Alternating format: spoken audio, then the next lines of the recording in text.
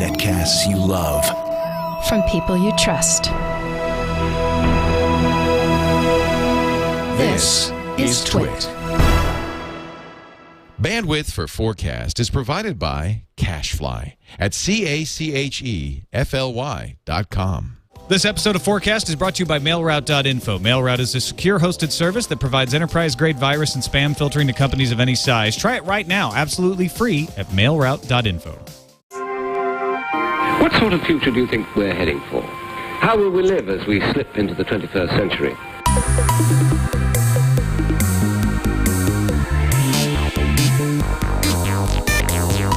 Welcome to FourCast, episode 63. I'm Tom Merritt.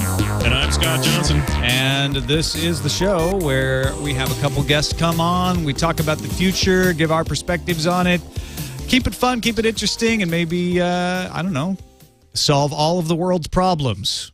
Tom, do you remember back in episode 1 or 2, I predicted we would make it at least 63 episodes? I don't do you remember that. this? Did you say that? That is because I never actually said it. But okay. Look how far we've made ourselves. 63 episodes. It feels 63. It feels hallmarky, even though it's kind of a random number. There's got to be some numerological significance to the number 63. There's a numerological significance to every number. We'll have to think. In fact, 6 plus 3 is 9, and 9, I think, signifies a unified line in the I Ching. Whoa. All right. See, we've done it. All right. Once again, conquered math and science all in one sentence. Joining us today, and we have told them no math is necessary, though they're welcome. Lisa Katayama, freelance journalist. She has a site, tokyomango.com. You may have seen her work elsewhere, such as Boing Boing, Wired, or Fast Company. Welcome, Lisa. It's great to have you on. Thanks. Hi. Are you ready to predict? I think so. You seemed so much more certain before the show. All right. Also joining us, Wendi Dunford. She is a licensed clinical social worker with anxiety, depression, and couples and preventative divorce measures, and also sister of Scott Johnson. Hi. That is a weird qualification that you're my sister. We realize that. It sounds strange on the surface. I'm pretty sure it's not the reason I'm on here. Well, it's not so much qualification as disclosure. Yeah. Yeah, full disclosure. Before people get too excited about the idea that the only reason Scott's sister is on the show is because Scott asked her to be on, I think she has a lot to say. Like, she is the smarter of our family members. No offense, Matt and Misha and everybody else. But she has a lot to say on the issue of our futures. At least I believe so. So, yeah, send your emails, your angry emails to myextralife@gmail.com. Tom, take it away. All right. Let's start with a prediction from one of our listeners. DSM wrote and said, I have a medium-term prediction to make. In 100 years, our houses will be made from nanites. There will be no permanent fixtures. The walls will simply mold themselves on command to become a door, a window, a shaded window, softly lit lamp, sink, oven, etc.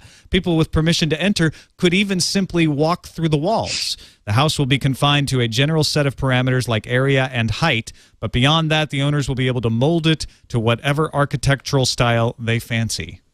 Wow. DSM has been listening to the show. We had a couple episodes, I want to say, where we talked a lot about nanotechnology and how we may see the future of clothing change and the future of other substances and materials, but didn't really consider the idea that the same material could be used for multiple things. So right now, let's melt into a lamp because I need to read, but maybe later I'm missing something like, I don't know, a toaster oven. So could you please become that now? That's an interesting take on an old forecastism, I think. What do you think, Lisa? Would you like a house that you could just kind of snap your fingers and it would go from colonial to Victorian?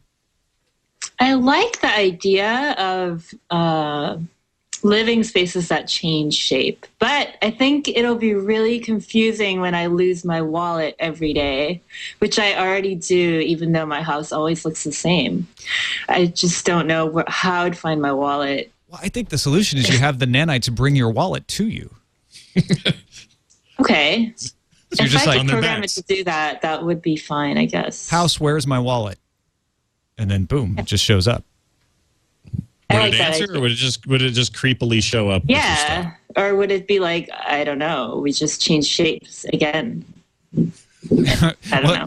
You definitely don't want a wallet made of nanites. That would make it even worse. This would have helped Wendi, our pack rat dad, back in the day when we were kids, don't you think? If we'd have had a way to kind of reuse stuff instead of putting it all in storage and everything. Would have saved a lot of money.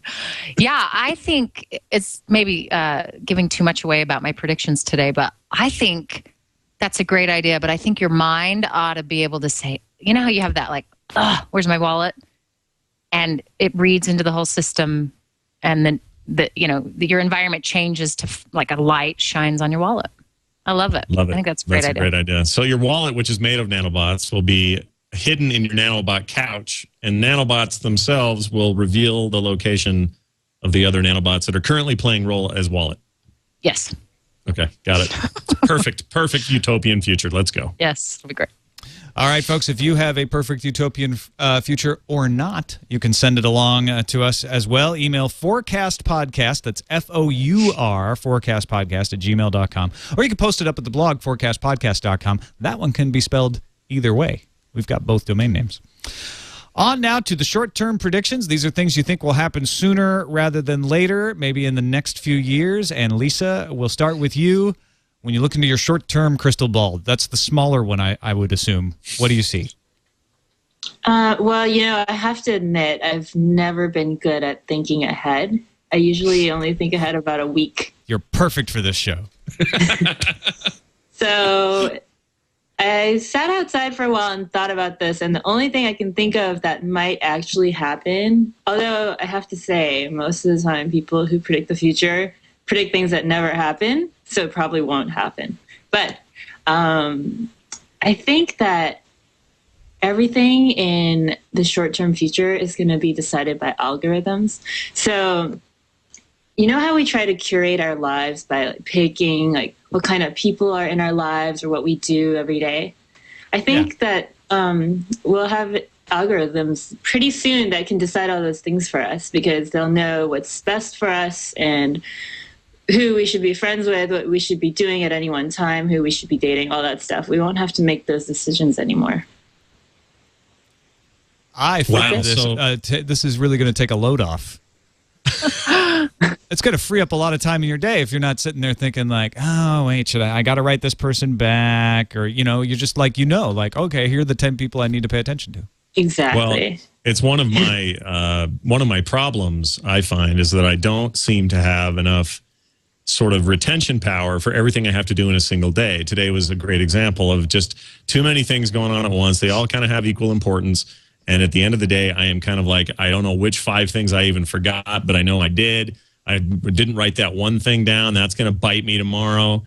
To be able to have some way of instant recall, like some kind of weird layer of our brain power dedicated either artificially or naturally to this idea that I can just, if the situation calls for it, the guy sends me an email and says, "Did you get that thing I sent you?" And I can immediately go, "Oh, that thing, that's what he needs," and just take care of it like that. That would be great. This is a good prediction. What was the prediction? How far out? How many years do you think? I don't know. Let's just say 2 to 5 years. Perfect. And Wendi, you're a psychotherapist. Would this put you out of business? Oh, yeah, it would. It would, because that's what most people struggle with, is they make terrible decisions that they then the consequences are enormous, and then they got to come and talk about it. So yeah, I'd be out of a job. So thanks, Lisa. You're welcome, Wendi. But you'll have so much more time, especially because now you'll know actually who you should be relating to. And the algorithm might be able to tell you what your next job will be. Yeah, that would help. That would help. I think a big part of that is, again, that consequence thing. If you really had everything laid out for you, like, okay, this is all what's good for you, you should do this, this, and this, you're going to have a hacker. You're going to have that group that says no, and they're going to live in like a cave somewhere and uprise. The algo rebels. Because somebody somewhere doesn't want to live by that utopian idea, and they'll want to rebel against that. Yeah, this always comes up on the show. It's like you can't have any cool new future without some splinter group who hates it, and it's whether it's not that I'm calling the Amish a splinter group. Okay, I'm just saying they've chosen to say, nope, we're done. About 1860 or so, we're done. You guys keep on keeping on. We're stopping here to do our thing. There will always be that, whether or not they're a violent faction or a peaceful faction or just a neutral faction. They're just not going to be interested in whatever the hot new thing is we're all into. I think you're right, of course, and I think that's an important part of remembering. It's an important thing to remember about innovation when we embrace it. Is there's always a downside, and that I think that's what those kind of groups represent. They represent the downside to any innovation. Would there be a reason not to adopt the algorithm, Lisa? You mean, is it an opt-in, opt-out kind of thing? Is that what you're asking? Well, that's an interesting question too. But I was thinking more like, what would be the negatives of having an algorithm pick anything? Are you positing that like this will be fine? There really wouldn't be a downside. Yeah, well, the downside would be that we would become less emotionally intelligent because we don't have to make any decisions or think about them, right? So that kind of, it leads into my longer term prediction, which is probably that our emotional intelligence will be surpassed by robots or dogs or some other form of being. I think that's quite possible in many technological advances, is that we make our lives so easy that the dolphins just whiz on past us and all of a sudden they're on Mars and we're still like trying to find the funding. Yeah, it's already happening. I think we're not cognizant of it, but it's probably already happening. That's a symptom of the whole syndrome, right? Is that we won't even realize it's happening. Yeah. Maybe we have just sparked international conversation about this very issue, Tom. Maybe this is the seminal moment where people go, wait a minute, my life is moving on without me. I got to stop and be more emotionally confident. Probably not. Think about it. Come on. All right, let's move over to you, Wendi. When you look at the short-term future, what is your prediction? Okay. Well, as I've thought about all these things, I'm amazed at how dystopian I think. Like I'm actually quite the optimist, but I don't know. It came out this way. Anyway, so a couple good things. Shorter term's a little better than longer term, but I think every one of us in 10 years will have our genomes mapped. I think it'll be affordable, and the vast majority of us will have it done, and they will have every test imaginable for everything. But I think most couples, before they have children, will have their genetic compatibility measured before they do that. In fact, there's a test that exists right now for $400 that can tell you if you and your spouse, if the children you'll have together have a chance of having up to 900 childhood genetic disorders. So you can actually do this now. So I'm not really predicting much in that way, except for to add this piece to it. I think we'll each have a nanobot in our body, a pump of some sort. And so insulin will be delivered to diabetics. The mentally ill will be delivered the drugs that they need. Birth control will be delivered to everyone under 25.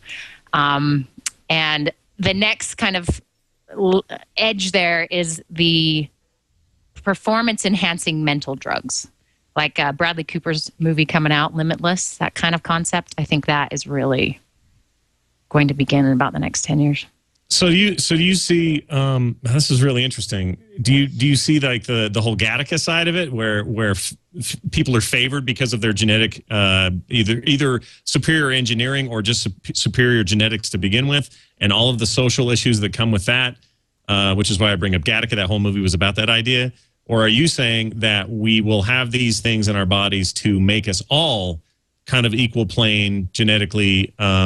Genetically equal, so nobody's got perfect health, and if you've got a problem with your genome, sorry, you're out. You're going to be subjugated to lesser status in life. How does that work in a social context? Well, that's actually where it gets pretty dystopian, because I think that is going to happen. I think you're going to rule out a lot of people that would potentially have disabilities or differences, which, again, like Gattaca, he had to like fake pee in a cup, have his brother's pee so that he could get into the thing because he wasn't genetically superior enough. But clearly, you got the underdog, work hard, bootstrap concept that, or even the the rebels living in a cave concept where there will always be a backlash to this. But I think, and it kind of goes into my longer term prediction, I think there will be drugs accessed by everyone to enhance their natural abilities. And then you're going to just kind of move in that direction. So it's going to be difficult for those who are not, they'll eventually be ruled out, right?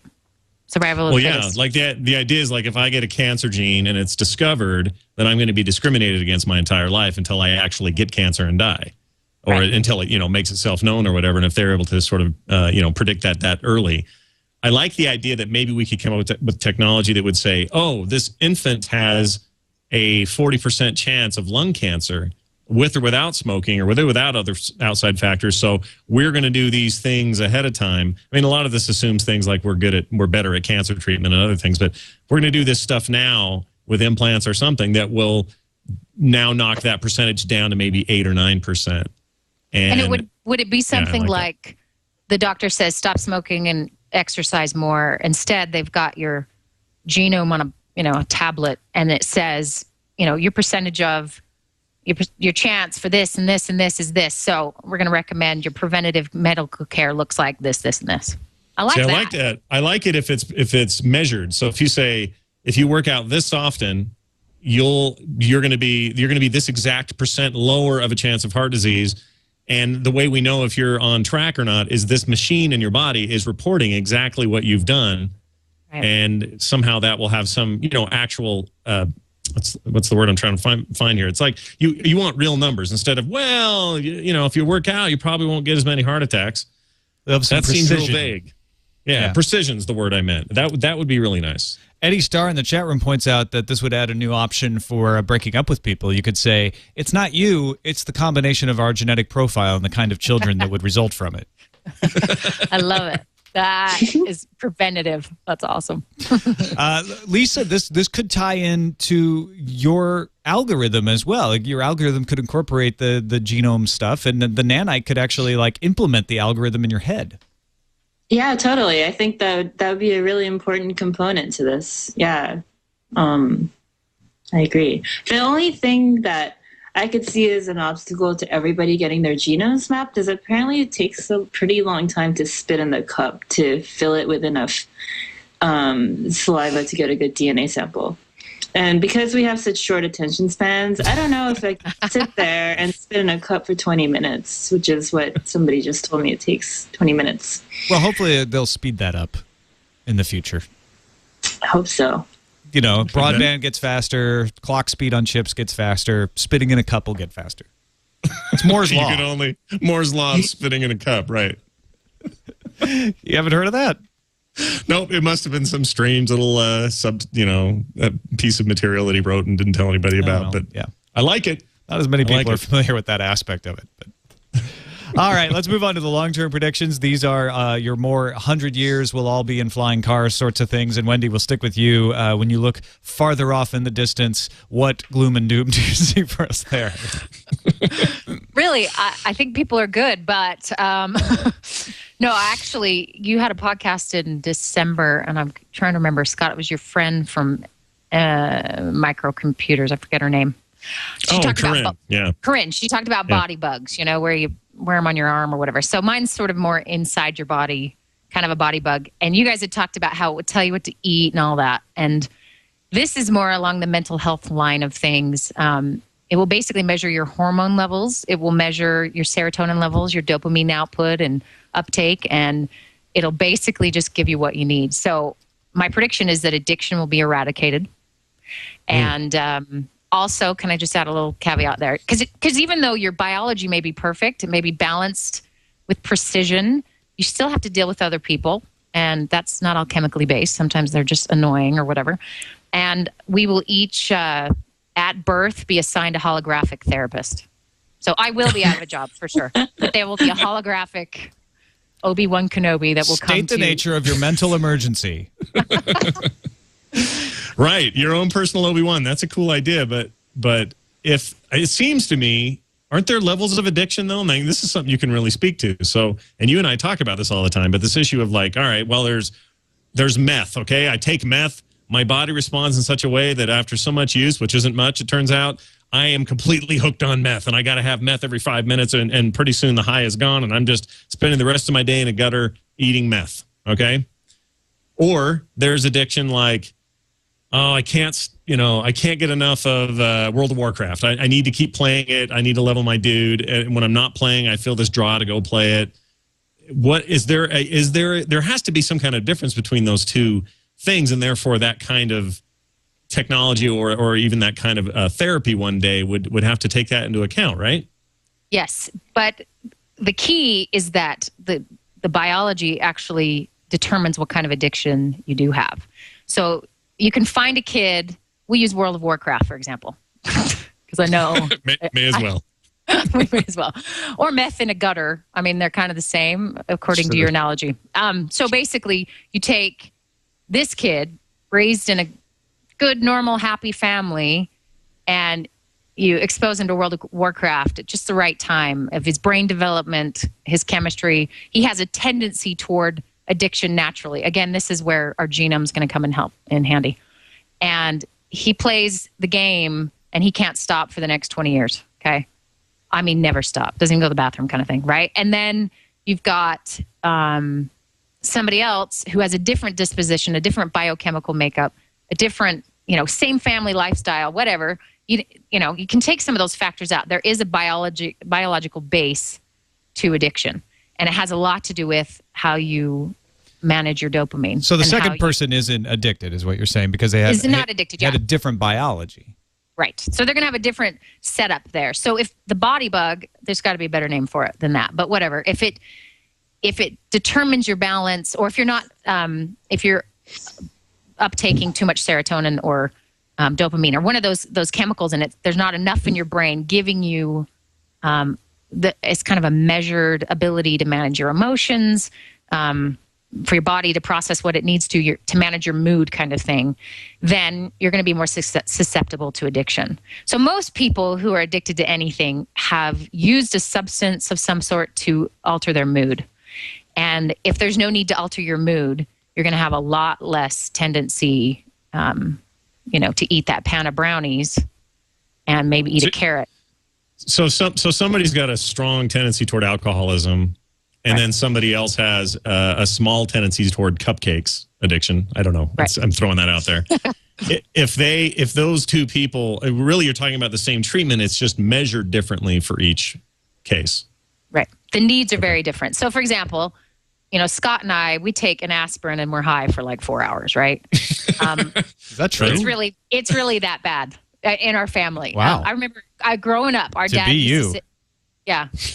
Growing up, our dad used to say, I'm an alcoholic, and I would be very confused because he'd never drank in his life, but he knew that if he did, he'd be an alcoholic. So maybe that's part of why this is in my brain too, which is some of us are just more susceptible. I mean, I took a Dramamine at Disneyland, and I was high without emotion for 4 hours. I mean, that tells you what a wuss I am. So, so I have to be really careful, obviously, about what I eat. But my body bug in 100 years is going to have a perfect idea of who I am and what I need and what's balanced and what's not balanced, and give me those things in that moment. So we wouldn't need Zoloft, Depakote, right, Prozac, lithium. This bug would just regulate the hormone levels and the reuptake and block it when it needed to be blocked, and allowed it when it needed to be allowed, based on the conditions of the body.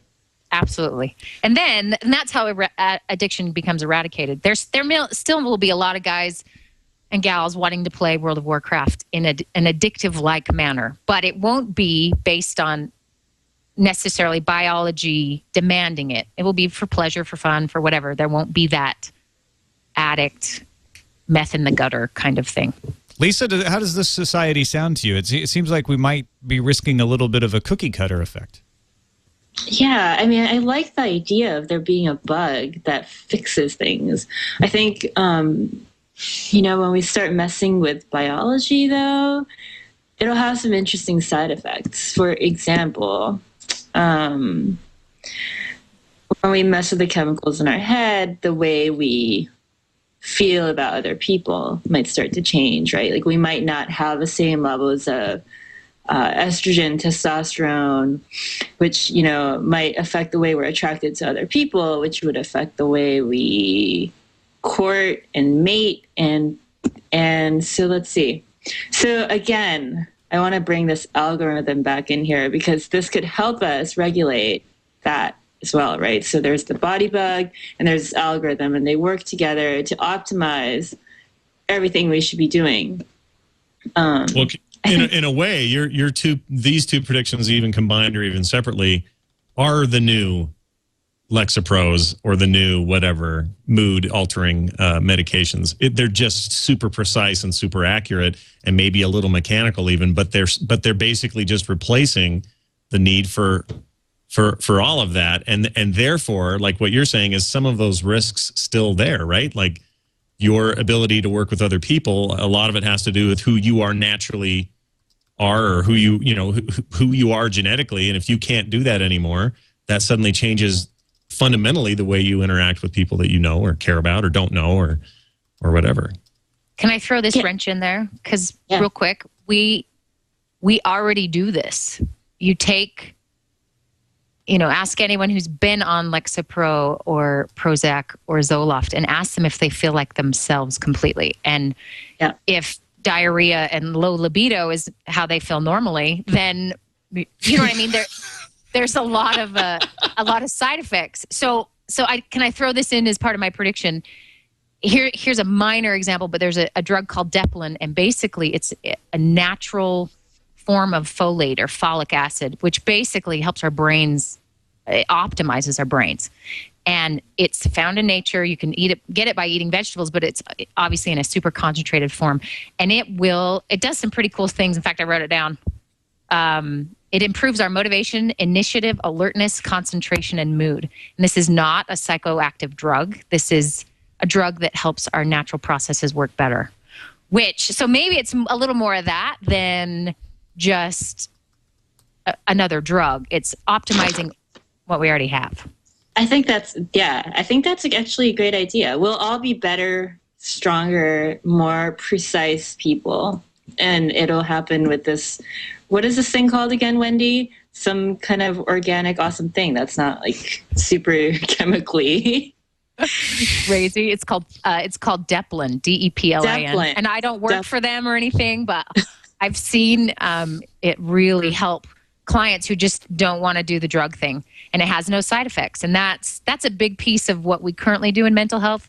Is everyone wants a pill that fixes their problem.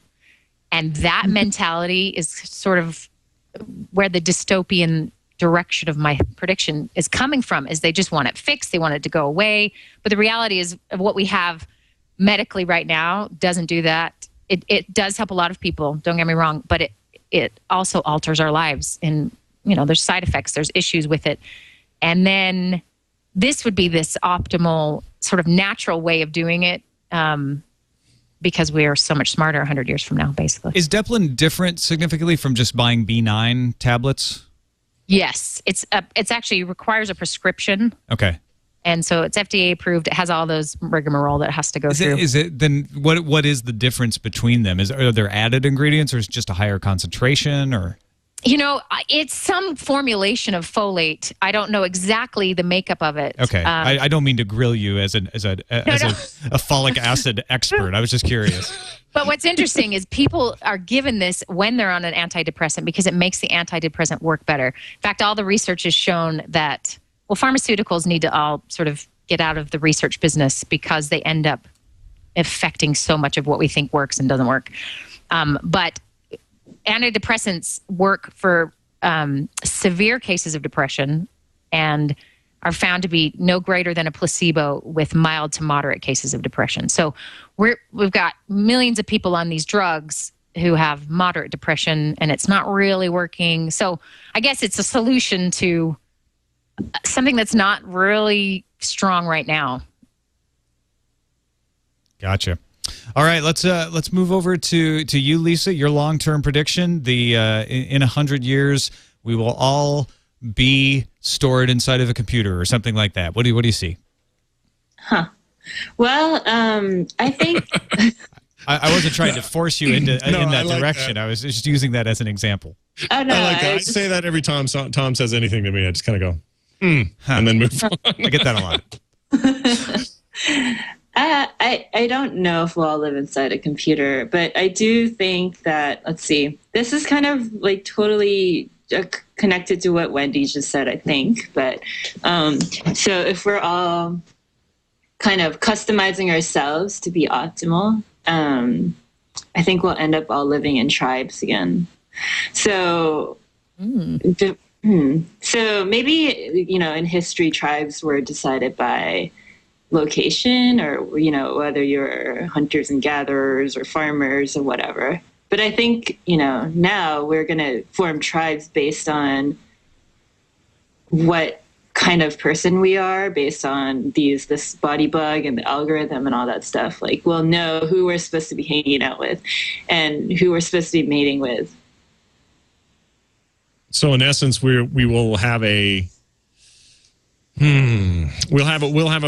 we'll be basically discriminating and it won't be called discrimination. I mean, we'll know who we should be with because all of the markers are there, and that's it. We won't be making that determination because we think that this girl is cuter or skinnier or whatever, or we're gonna go to this. I'm going to see this movie because it seems funny to me by the trailer. I'll literally know what is quote unquote best for me in that scenario. Yeah, you'll know instantly. So you might be like, oh, that girl's really cute and I'm pretty and I bet she'd make good babies. But then the algorithm and the body bug will tell you, like, yes, she might make pretty babies, but she's actually not a good fit for you because, you won't be compatible in whatever specific thing 15 years from now you're going to find out that, I don't know, she's going to get some kind of disease or something that you don't want to deal with, right? And it's something horrible like that. She'll discover your habit of playing World of Warcraft so much and leave you. Yeah, you can only hide it for 5 years according to the way your genome is mapped. That's what it'll tell you.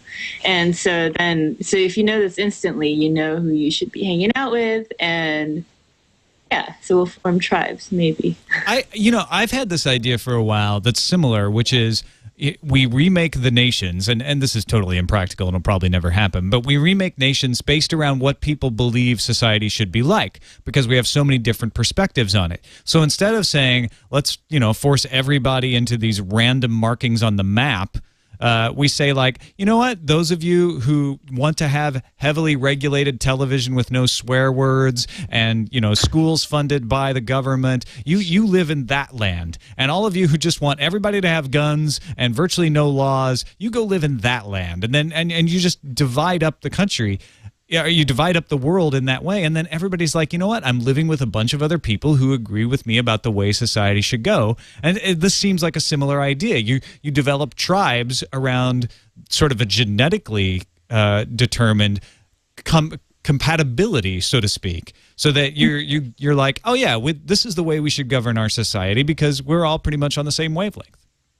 Right. So although I think probably, we all do that, right? I live in San Francisco. I feel like a lot of people who live here because we choose this lifestyle and the ideals of the city and whatnot. But I think it'll also be, because aren't we supposed to be attracted to genetic diversity? So it probably won't just be like people who are like us. Sometimes it'll be people who are not like us at all, but that's who we should be hanging out with. My idea would need an exchange program then.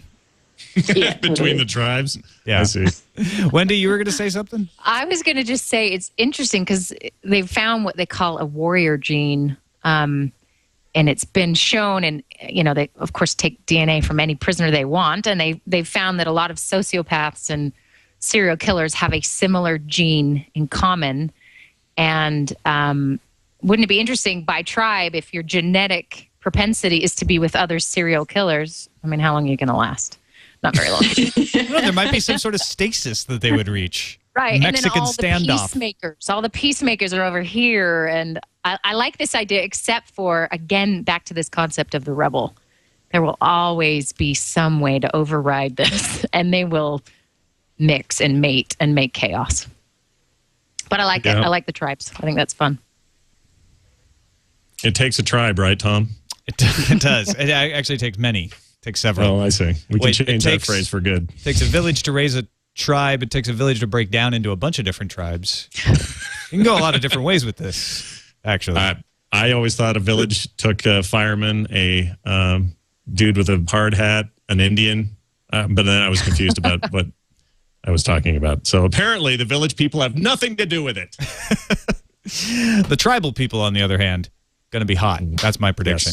Yes. It also takes a sponsor to be able to put on a show like this, and we would like to thank ours. MailRoute is a secure hosted service providing enterprise-grade virus and spam protection. If you are one person or if you are 500,000 people all living inside one head, perhaps you ought to see Wendi. But if you're an organization of 500,000 people, then you can use MailRoute. It doesn't matter what size your company is, your organization, your family, or just your domain name you're running yourself. What MailRoute does, the important part, is it gets rid of the spam. So you edit the MX record in your email, have all of your email routed through the MailRoute servers. They strip out the spam, send it back to you, virus and spam free. So you don't have to worry about all of that crap that's been polluting your email up to now. I've revived one of my own email addresses that is at subbrilliant.com that was entirely impossible to use for 10 years. MailRoute was developed by Tom Johnson, who worked on Microsoft's FrontBridge. He worked on FrontBridge and sold it to Microsoft, and then he dedicated himself to getting rid of spam, and I think he's done an amazing job. This is the best thing I've ever seen at deleting spam from your email account.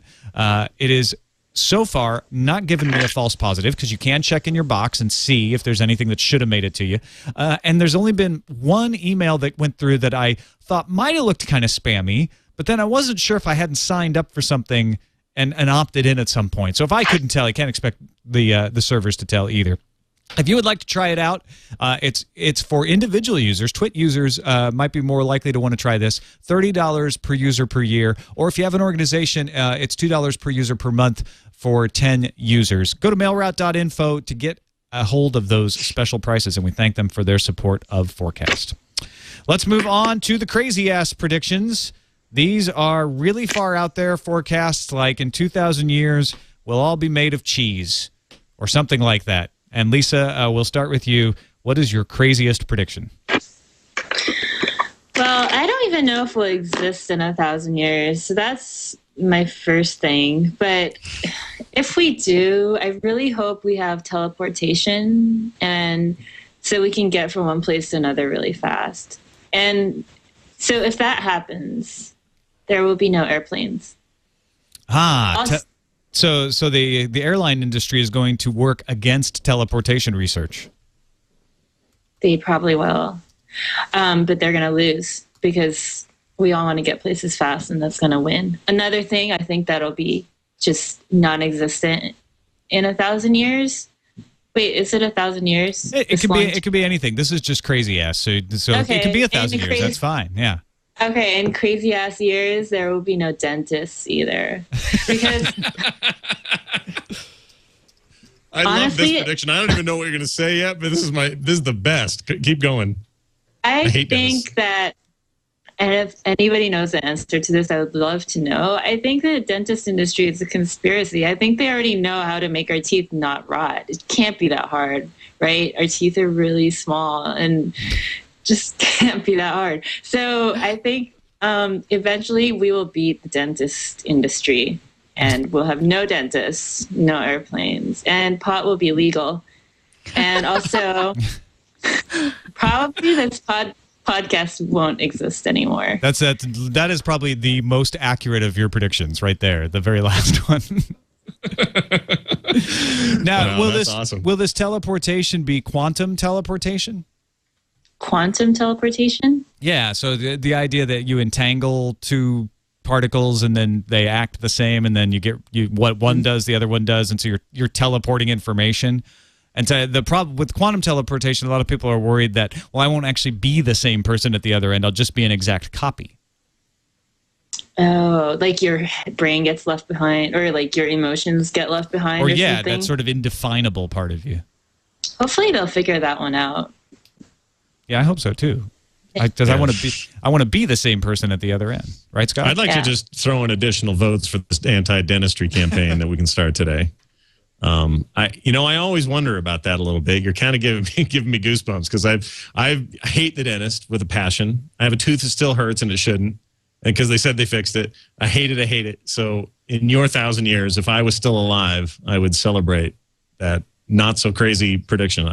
We ought to be better at that. If we can land men on the moon, if I can talk on this thing and people can pick it up in China and talk to me in real time, we should have by now figured out a way to make our teeth permanently hard. Wendy, I know you agree with this because of your teeth.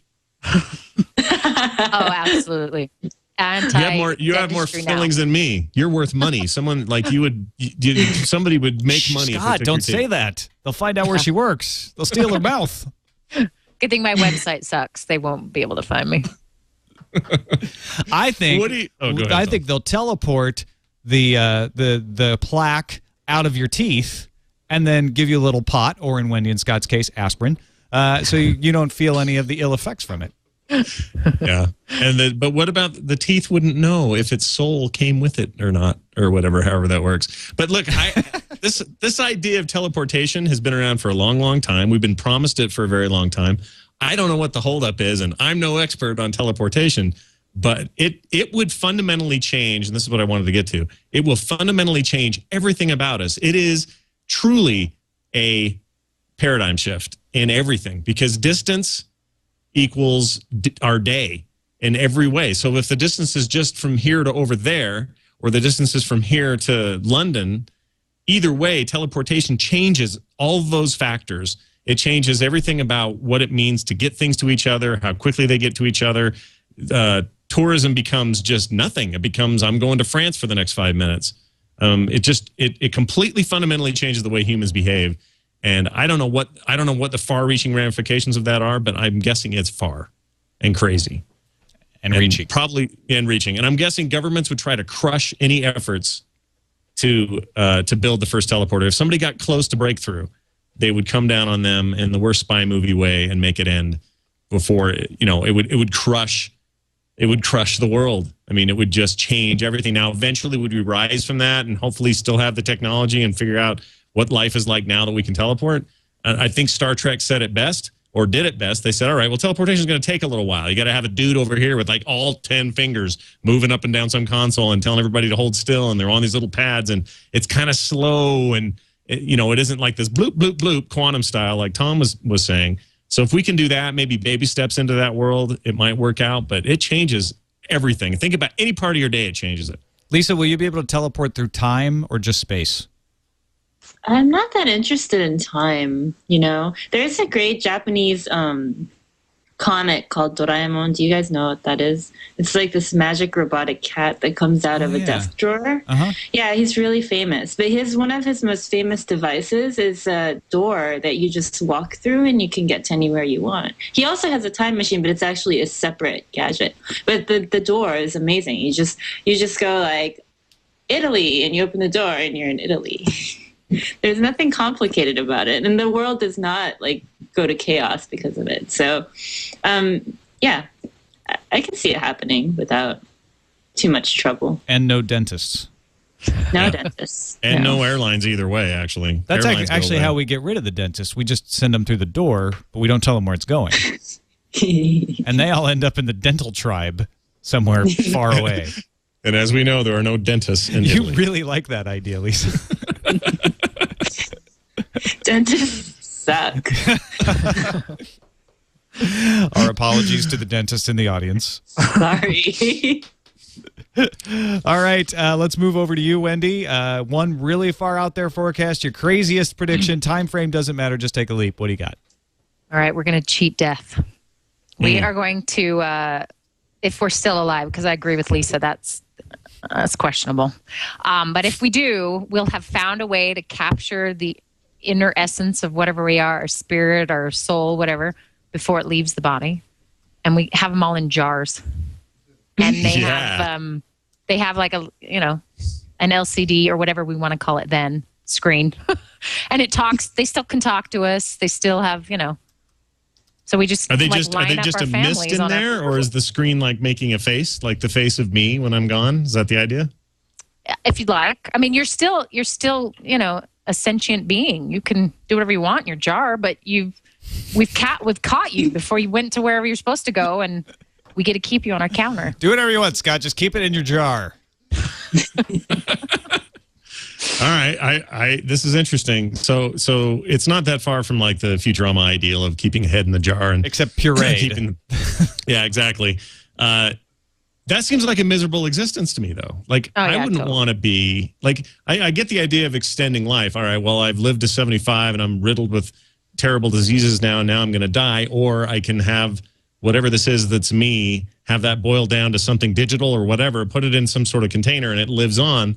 But in what context does it live on? Like, does it? Do we make up kind of a mini Matrix style sort of virtual world for that thing to be in, so that I can continue to quote unquote live a normal life, or do I really have to sit in a jar on a counter watching people walk by, wishing they'd spend more time with me, stuff like that? Or do you not have to sleep when you're in the jar, so you can do whatever you want all day long? You know what I mean? Like, you could play World of Warcraft in the jar. I don't know. I mean, because what is it? Like, your soul spirit leaves the body, your body clumps down to the ground and dissolves. I'm not sure what that substance is so the jar is kind of my current day way of saying containing it. Maybe it's something else. Maybe it's what would you do in your jar? Maybe it's a jetpack. What would you do in your jar? I have 3 young kids, so I think I would sleep for a while. Okay. After that century is over. I don't know. I think if I could access the 100% of my brain that hasn't been accessed up to that point, maybe I would come up with something. I don't know. That I would come up with how to do teleportation, and how my biggest concern with that is the particles crashing as we cross in space. I'd maybe work on some, world. Well, that's actually okay, because particles take all paths, quantumly speaking, from one point to another. And they don't crash into each other. It's all probabilities, so mostly you'd be fine. Okay, good. Yeah. Mostly. I'm no physicist, but Lisa, what would you do in your jar? I would rather die than be in a jar, to be honest. Tell me about it, sister. Preach it. Yeah, you did die. That's the point. You're already dead. Yeah, but it's going to be so boring in a jar. What would I do in a jar? I don't even like sitting in my room for too long. Yeah, but what if the jar was filled with legalized pot in the jar? No? What makes you think I want tons of legalized pot? I was just thinking of illegal. It didn't tell you I was a pothead. No, I know. But I'm just saying there's got to be, we would have to. Or in Scott's case, pulverized aspirin. Right. For this jar idea to work for me, I would have to have stuff to do. I need virtual world something. Yeah. I think I would need the jar to be like, even if it's a small jar, in reality, I would have to feel like there was a lot of open space. Like, I would like to run through fields and climb rocks and go skiing in the jar. So if I can do all that in the jar, then I'd be happily living, happy, healthy life in the jar. Well, you wouldn't be bounded by the needs of your brain or the rest of your body, so you could expand out and do whatever you want. It doesn't seem that bad when you put it that way. Yeah, but if it's just you as a mist in the jar and that's it, that's do you get to see other people in the jar, or are you alone in the jar? Well, I think maybe it's just whatever world you want to create. Like, you can, like you said, world. Skiing or climbing rocks. You can kind of just do whatever, and you can visit your loved ones who are, having dinner at the table. You can just come say hi, or whatever. But I think you get absolute. It's whatever your heaven is, your bliss is. But you can still have connection with people still living. Can you invent people to be in your jar? Yeah. Like a really perfect husband in the jar or something. Or and you don't have to show your family the person. You can just have it there all by yourself. Okay, I'm starting to like the jar now. Husband in a jar, dude. Hitting stores 2011. Watch for it. The door is a jar. Yep. All right, time now for 4 questions. 4 questions is great, because 4 questions is our chance to ask you guys 4 questions, rapid fire style, and you have no option but to answer as fast as you can. Go from the gut. Don't think too much. Just say the first thing that comes to your mind. I'm going to ask my questions of Lisa, so as not to show any nepotism today. Lisa, are you comfortable and ready for these? Yes. All right, here we go. When can we buy a Boing Boing robot plushie toy? You have connections. Ooh, in a year. Perfect. We'll hold Cory Doctorow to that. When we all have robot dogs for pets, what will be the top 3 advantages over real dogs? They don't poo. They don't bark. Nice. And they're fuzzier somehow. All right. We'll put a 4th in there that they don't pee either. What future tech are you most excited about and why? The body bug. Wendy's body bug. Because of everything we just talked about. Very nice. I was going to give you examples, but I forgot to. Next up, number 4. If you could name the next comet, what would you name it? Ruby. Ruby. It's great. Ruby. My dog's I like that. name. Oh. Easy. Oh, dogs. Dogs are great. Dog. Tom's dog is at work right now. Sawyer. Tom's dog is a robotic dog, right? Oh, yeah. You kidding me? Looks so fuzzy. Doesn't bark, wasn't pooping, was very fuzzy. That's how you can tell. All right, let's move on to you, Wendi. Are you sitting comfortably?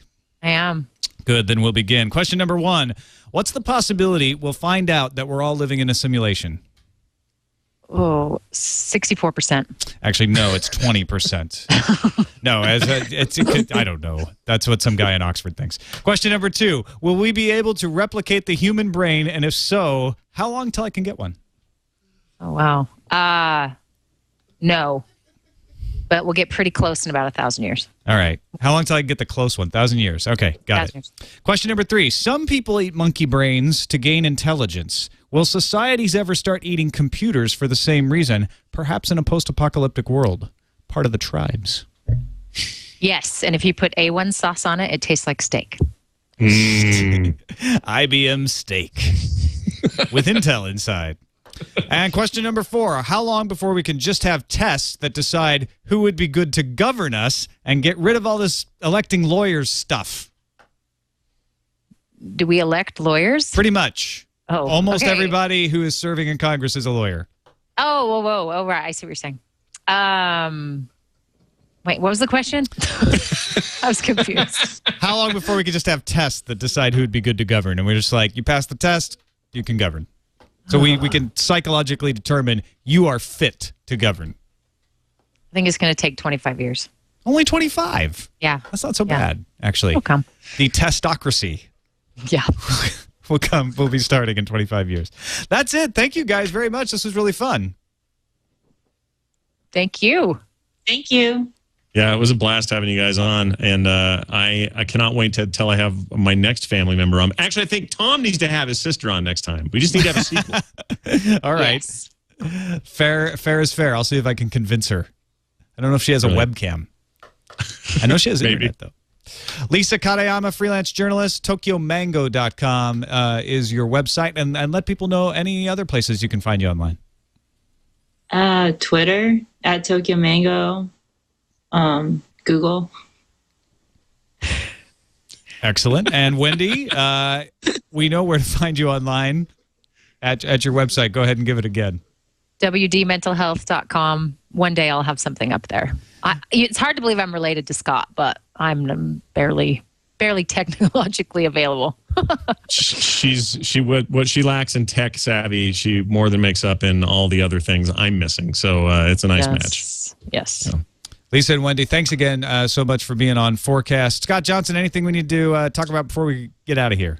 Negative, only to let people know that this week, starting today, which is Monday, and also Wednesday and Friday, we are back after the holiday with Current Geek daily episodes. So if you want to tune into the geekiest show on the web, go to currentgeek.com and get all the details there.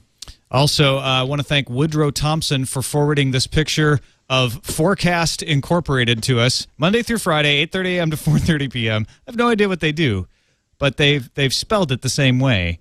Hopefully they're not doing any podcasts and we don't get sued. Hopefully not. Or hopefully maybe we could sue them. Let's be forward thinking about this stuff. I don't like to do that. We have a Creative Commons person on the show. You don't want to be getting into all that. Good point. Don't forget to leave comments on our website, fourcastpodcast.com, or send us an email to fourcastpodcast@gmail.com. Thanks, everybody. Talk to you next week. See ya.